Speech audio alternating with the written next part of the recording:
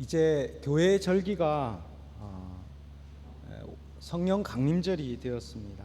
우리 교회는 이 절기를 따라서 말씀을 나누고 있습니다. 절기를 따라서 말씀을 나누는 이유는 절기를 통해서 예수님의 이야기 중심으로, 복음을 중심으로 해서 하나님의 말씀을 듣고, 또 두 번째로는 우리 잘 아는 아이들이 교회 절기를 통해서 예수님의 이야기를 우리 함께 몸으로 체화하고, 또 목사 개인의 말이 아니라, 제가 정한 본문의 말씀이 아니라 세계 교회가 함께 나누고 있는 이 말씀을 통해서 우리 교회가 또 함께 세계 교회와 함께 하나님의 말씀을 받기 위함입니다. 자, 우리 이 성경의 이야기는 이 창조와 타락과 구속과 회복의 이야기입니다. 그래서 성경은 총 몇 권이죠? 66권이지만 하나의 이야기를 향해서 나아갑니다. 이 66권의 이야기가 하나의 이야기로 창조의 이야기, 그리고 하나님을 떠나버린 사람들의 타락의 이야기, 그리고 그 타락으로 하나님 앞에 나아갈 수 없었던 사람들을 이제 예수님의 십자가를 통해서 하나님 앞으로 나아갈 수 있도록 구속하시고, 이제 오늘 우리 성령 강림주를 통해서 하나님의 교회가 시작되고 회복의 이야기가 시작됩니다. 하나님께서 이제 하나님을 떠나보낸 사람들, 그 사람들이 점점 교만해져서 하나님을 대적한 그 사람들은 큰 탑을 쌓아 올렸습니다.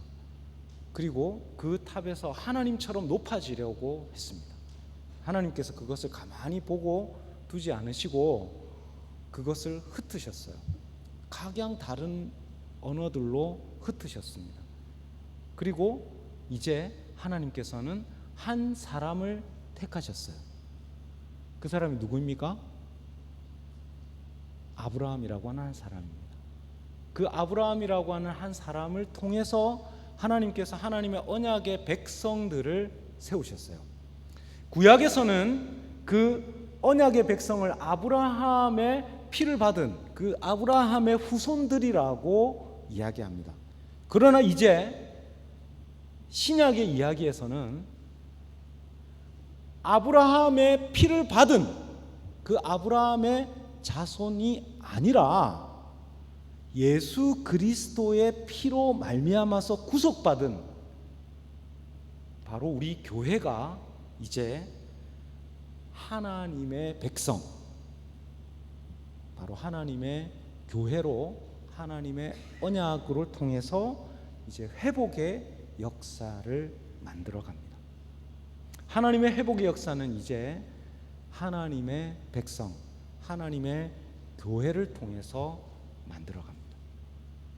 오늘 우리 성령 강림절을 통해서 성령 강림절 말씀, 이 말씀은 바로 교회가 어떻게 시작되었고 이 교회가 어떻게 그 시작됐는가라고 하는 이 이야기를 통해서 오늘 우리 교회가 어떻게 다시 한번 새롭게 시작할 수 있을까를 생각하는 시간입니다.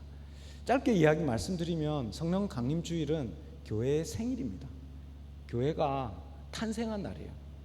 이전에 구약에서 예언하던 그 예수 그리스도 이 땅에 오셔서 모든 구속의 사역을 마치고 난 다음에 호련히 승천하셨습니다. 예수님의 사역이 이제 다 끝난 것처럼 보이지만 성령의 임하심을 통해서, 성령의 오심을 통해서 하나님의 나라의 사역이 이제 시작됩니다. 그 하나님의 회복의 이야기를 오늘 우리는 함께 보게 됩니다. 우리 한국 교회 안에 성령에 대해서 아주 강조하는 교단이 있습니다. 이 오순절 교단이라고 하는 교단은 이 우리 잘 아시는 여의도 순복음교회를 중심으로 해서 이 성령을 중심으로 하는 교단들은, 또 저도 아주 어릴 때부터 성결교회에서 성령을 중심으로 하는 그런 기도를 열심히 했습니다. 그래서 성령 받고 모일 때마다 기도하고 뜨겁게 기도하는 그런 전통을 우리 한국 교회에 가지고 있습니다. 또 하나의 또한 전통은 하나님의 말씀과 또 하나님의 창조 질서를 보존하는 이 또한 전통이 한 가지가 더 있습니다. 우리 장로교단은 우리 한국으로부터 온 우리 이 장로교단은 선교사님들의 그런 복음의 말씀이 듣고 또 균형을 잘 맞춰서 뜨겁게 기도하면서 말씀 가운데에서 또한 사회의 봉사와 섬김을 함께 나누는 그런 균형을 가지게 되었습니다. 오늘 성령 강림주일 말씀을 통해서 약속하신 성령님, 우리 교회를 다시 한번 새롭게 하시고 새롭게 시작하는 그런 시간이 될 수 있기를 바랍니다. 특별히 우리 다음 주에 위임 감사 예배를 드리는데요, 제 마음이 참 무겁습니다.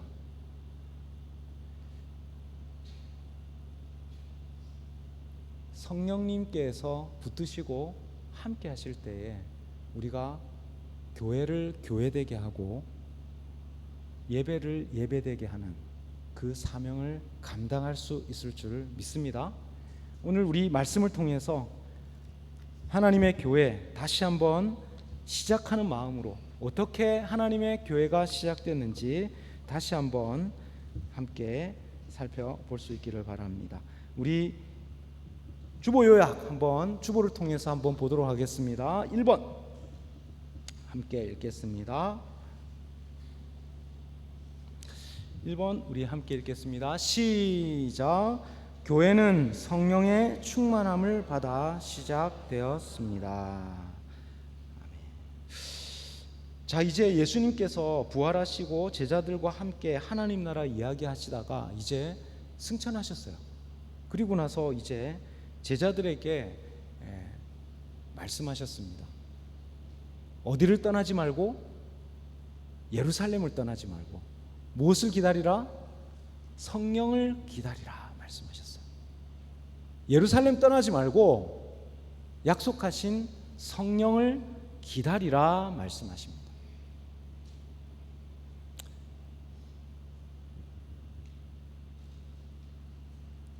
이 장 4절 말씀 우리 함께 읽겠습니다. 시작. 그들이 다 성령의 충만함을 받고 성령이 말하게 하심을 따라 다른 언어들로 말하기를 시작하니라. 아멘. 이제 함께 모인 그 자리에 성령이 임하시기 시작합니다. 그 함께 모인 그 자리에 강력하게 성령이 약속하신 그 성령님이 임하시기 시작하셨어요. 여러분, 제자들이 여기에 모인 이유는 두려움 가운데 더 이상 세상 가운데 나아가서 우리가 예수님 따르던 사람입니다 라고 이야기하기에는 너무나 부끄럽고 또 예수님의 그 부활의 사건을 다 우리가 다 경험했지만 그 하나님의 말씀을 전할 수 있을 만큼 그런 능력도 없고 지혜도 없었습니다. 그래서 문을 걸어 잠그고 이 120명의 사람들이 함께 모였어요. 그리고 예수님의 말씀대로 기다립니다. 그리고 기도합니다. 그랬더니 이제 그곳에 성령님이 임하셨어요. 그들이 다 성령의 충만함을 받고 성령이 말하게 하심을 따라 말하기 시작합니다. 이곳에서는 이제 세 가지 이 불과 바람과 방언의 그 역사가 드러납니다.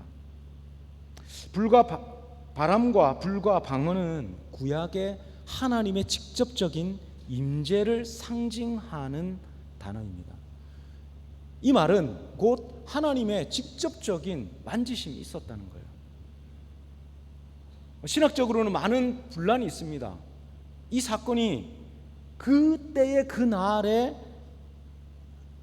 한 번에 임한, 그래서 교회의 역사 가운데 다시 그런 일은 없다 이렇게 주장하는 사람들이 있고, 또 다른 사람들은 이 일은 함께 기도하는 교회에 계속해서 일어나는 사건이다 그렇게 주장하는 분들이 계십니다.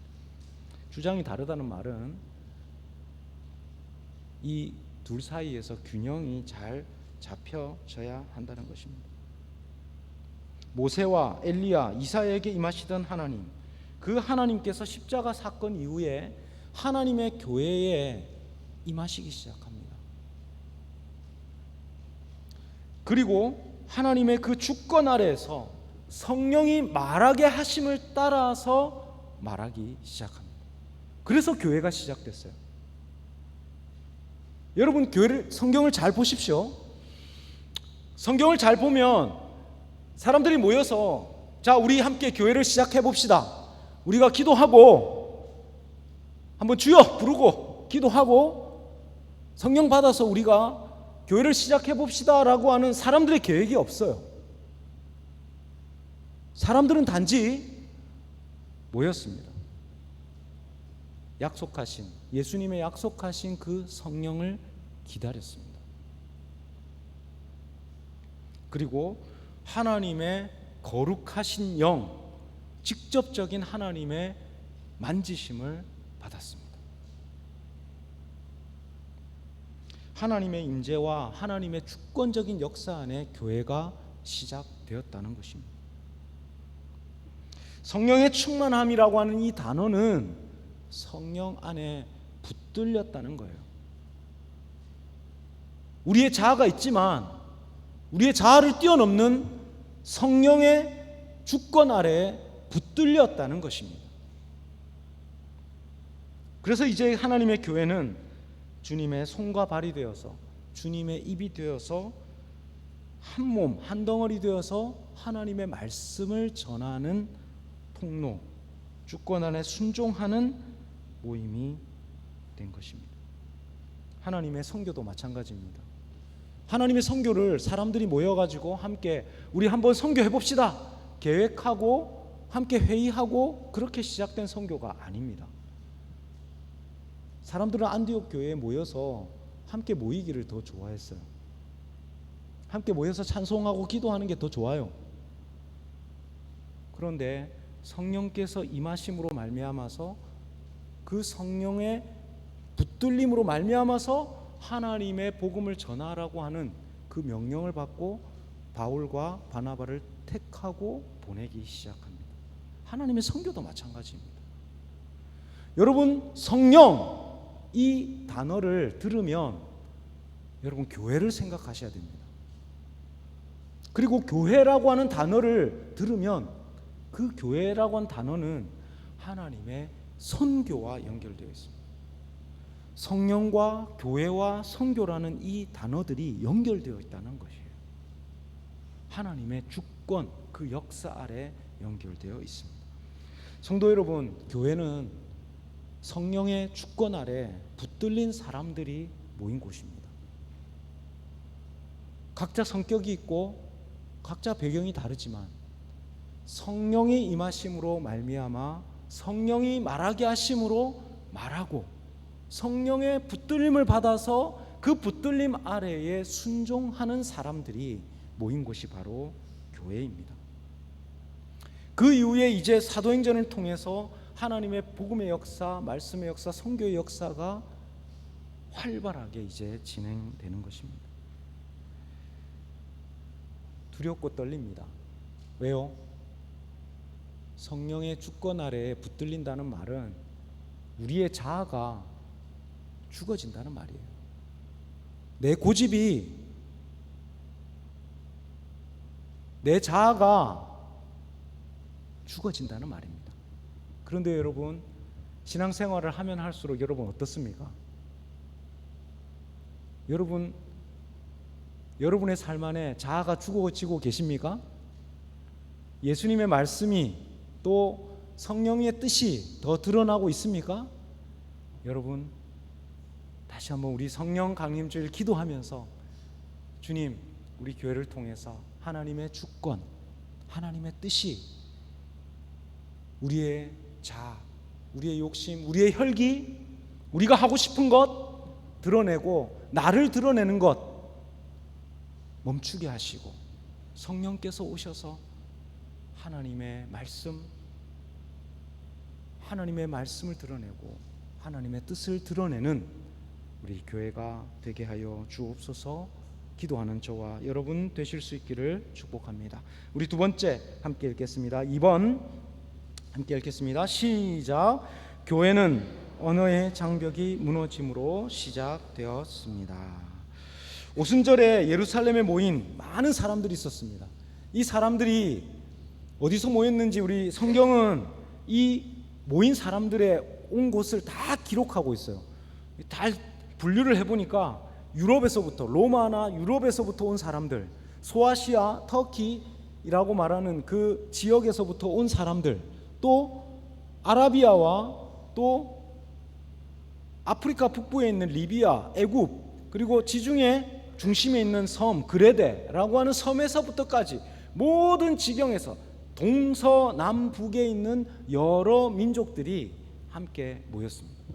이곳에서 제자들에게 성령이 임하시고 방언이 터질 때에 그 방언을 이 모든 사람들의 말로 들었습니다. 이 사람들이 깜짝 놀랐어요. 7절과 8절 말씀 우리 함께 읽겠습니다. 시작. 다 놀라 신기하게 여겨 이르되 보라, 이 말하는 사람들이 다 갈릴리 사람이 아니냐. 우리가 우리 각 사람이 난 곳 방언으로 듣게 되는 것이 어찌 됨이나. 여러분, 제가 스리랑카에 와서 7년 8년 살면서 지금 이제 8년째 살면서 가장 힘든 게 뭔지 아십니까? 이때까지 제가 사실은 거의 죽을 뻔했어요. 사실은 이렇게 살다가 죽을 수도 있겠구나 이렇게 생각을 했습니다. 뭐냐면 언어를 배우다가 말을 배우다가 제가 말을 배우기 위해서 어떤 날은 현지 목사님들 그 집에 가서 아침부터 저녁까지 티 마시고 밥 먹고 같이 먹고 자고 이렇게 사는데요, 처음에는 말을 한마디도 못 알아들어요. 한마디로 못 알아듣는데 하루 종일 앉아서 그 이야기 들으면서 앉아 있었어요.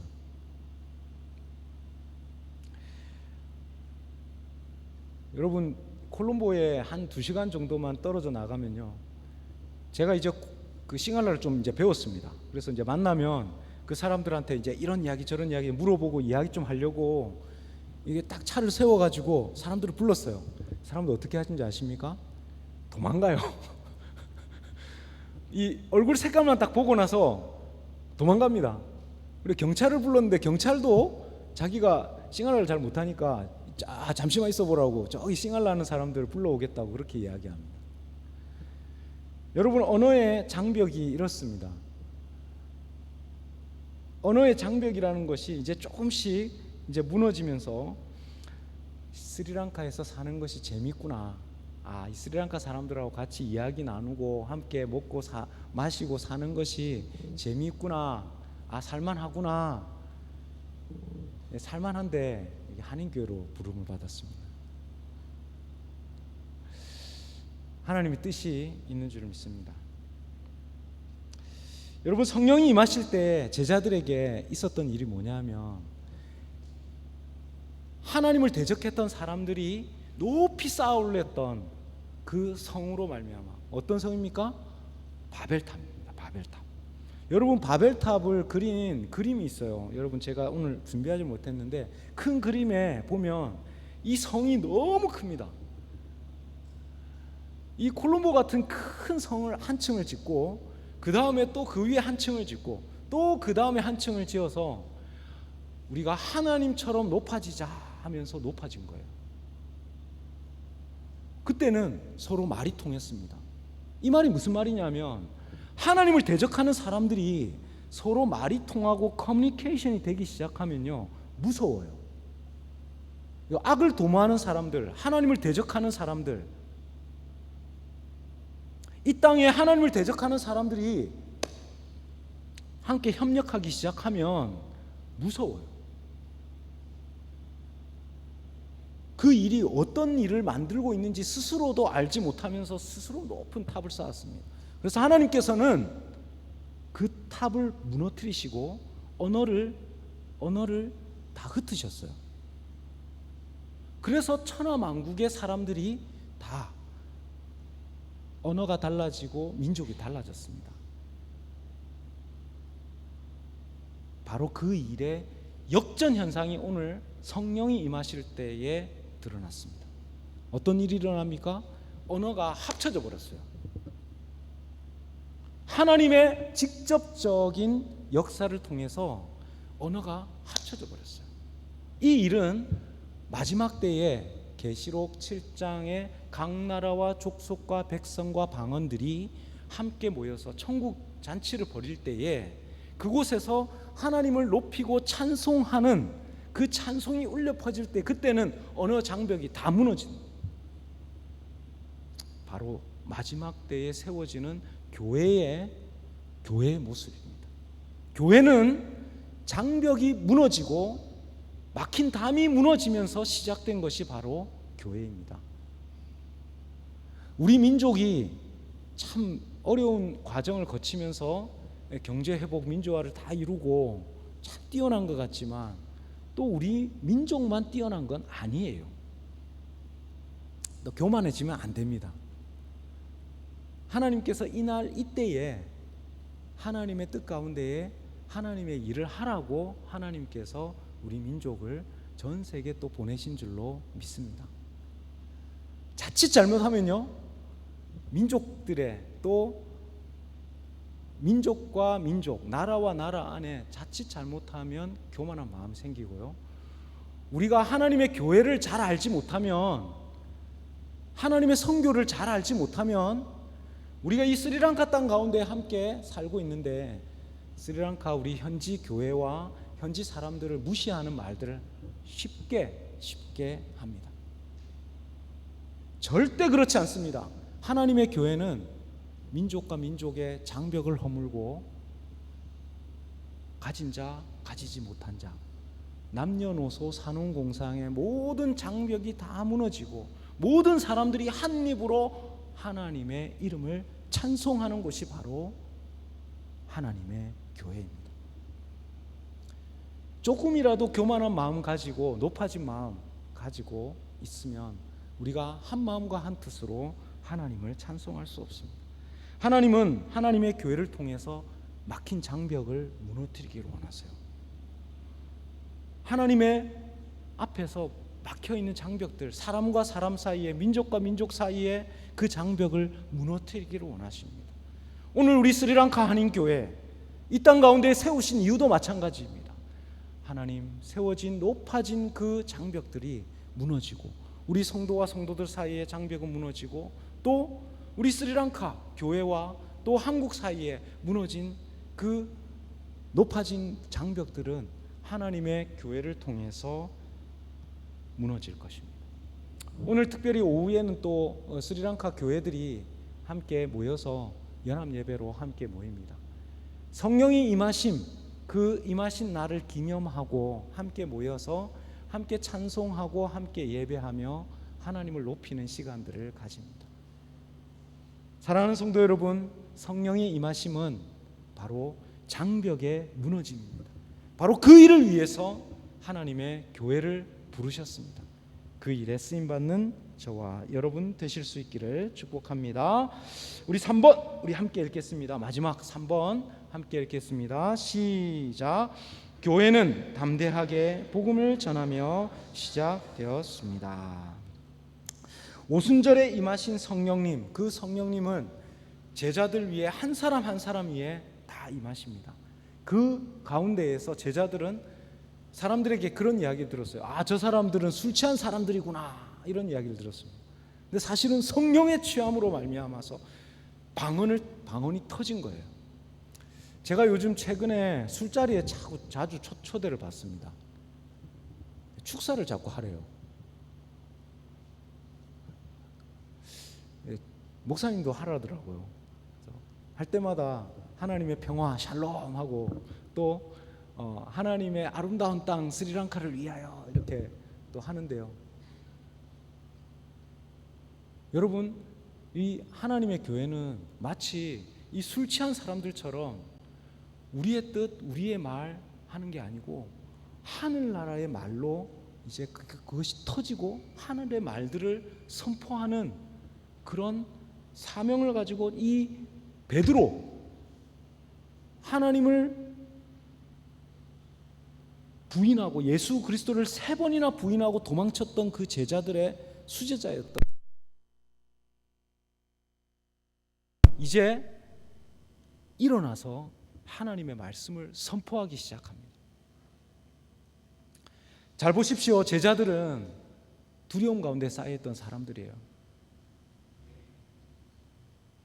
허탄한 삶을 살면서 삶의 목적이 무엇인지 알지 못하고 이제 내가 무엇을 위해 살아가야 할지 알지 못하는 사람들이었어요. 그런데 그 베드로에게 성령이 임하시기 시작하니까 더 이상 이제 숨어있지 못해요. 더 이상, 여러분, 웬만하면 불편한 자리는 안 가는 게 좋잖아요. 예. 불편하면 좀 안 가고 싶잖아요. 불편한 자리에는 좀 안 가고 싶은 게 인지상정인데, 베드로는 그 예수님을 십자가에 못 박았던 유대인들을 향해서 또 많은 이방인들을 향해서 담대하게 일어나서 하나님의 말씀을 선포하기 시작합니다. 뭐라고요? 21절, 14절, 21절 하나님의 말씀 함께 읽겠습니다. 시작. 베드로가 11사도와 함께 서서 소리를 높여 이르되 유대인들과 예루살렘에 사는 모든 사람들아, 이 일을 너희로 알게 할 것이니 내 말에 귀를 기울이라. 누구든지 주의 이름을 부르는 자는 구원을 받으리라 하였느니라. 아멘. 누구든지 주의 이름을 부르는 자는 구원을 받으리라. 그 사람들에게 담대히 선포하게 된 것입니다. 하나님의 교회는 하나님의 말씀을 전하라고 세움받았습니다. 이 하나님의 교회는요, 하나님의 말씀이 그냥 숨어 있는 그런 곳이 아니라 하나님의 말씀이 선포되는 곳입니다. 오순절 이 사건을 통해서 교회는 시작되었습니다. 무엇을 위해서요? 하나님의 말씀을 선포하는 일을 위해서 시작되었습니다. 여러분, 그냥 적당하게 사는 삶이 아니라 정말로 성령에 붙들려서 사는 삶을 살기를 축복합니다. 여러분, 이 무릎에 그냥 물이 차서 있는 곳에서는 수영하기 쉽지 않아요. 근데 허리춤 차면 얼마 조금 수영할 만합니다만 어깨와 머리까지 물이 차면요, 우리 힘으로는 그 물을 감당할 수가 없어요.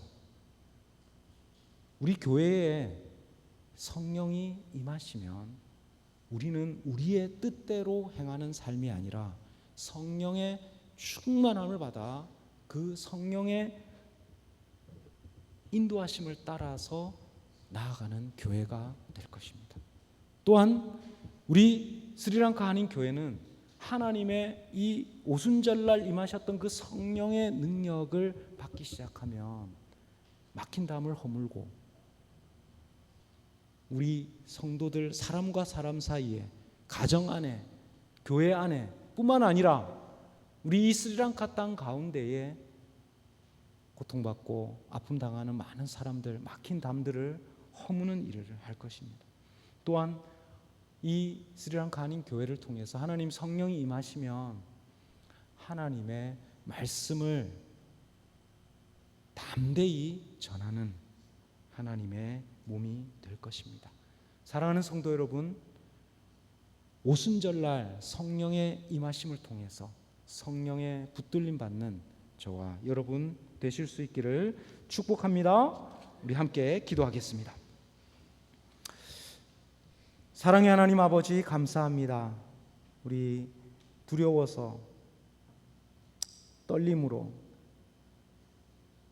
그냥 그 마가 다락방에 숨어서 기도하고 있었던 그 제자들에게 성령이 임하심으로 말미암아 성령께 붙들림 받고 그 모든 막힌 담을 허물고 방언으로 말하게 하심을, 성령의 말하게 하심을 따라서 말하며 또한 하나님의 말씀을 담대히 선포했던 그 초대 교회의 모습처럼 우리 교회 안에 성령의 임하심으로 말미암아 우리가 함께 모이고 예배할 때마다 그 초대교회의 성령의 임하심을 기억하고 성령의 붙들림 가운데 살아가는 우리 모든 성도들 되게 하여 주옵소서. 우리 가정과 사회 가운데 아픔과 또 절망이 있습니다. 세상에 전쟁과 아픔의 소식들이 있습니다. 그 막힌 담들과 아픔과 고통 가운데 살아가는 이 세상 가운데에서 하나님의 평화를 전하며 막힌 담을 허무는 교회의 아름다운 모습으로 세워가게 하여 주옵소서. 예수님의 이름으로 기도드립니다. 아멘.